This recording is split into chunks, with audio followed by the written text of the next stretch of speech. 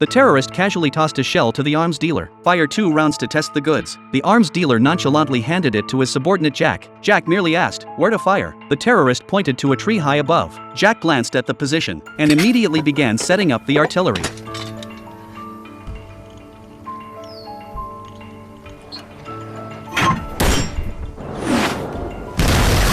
To everyone's surprise, Jack completed the launch in under 2 seconds and hit the target with pinpoint accuracy. The arms dealer then asked the terrorist, "Satisfied?" The terrorist said nothing, picked up another pristine shell, and tossed it to Jack again. He pointed to a rock at the 10 o'clock position. The silent Jack didn't utter a word, simply began aiming once more.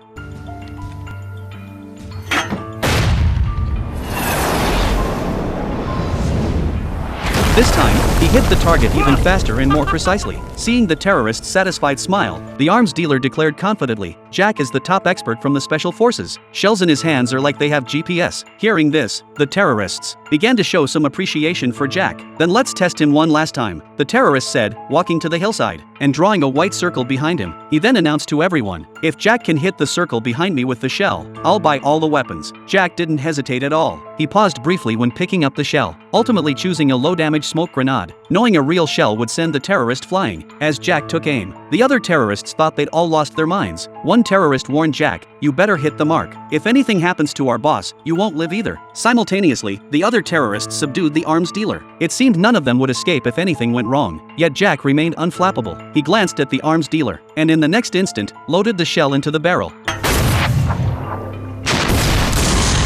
When the smoke cleared, and the terrorists emerged before everyone, only then did all the tension ease. The arms dealer rushed back excitedly, and said to Jack, "Name your price. I mean for you the person." At this, the mute Jack finally spoke. 我已经有雇主了。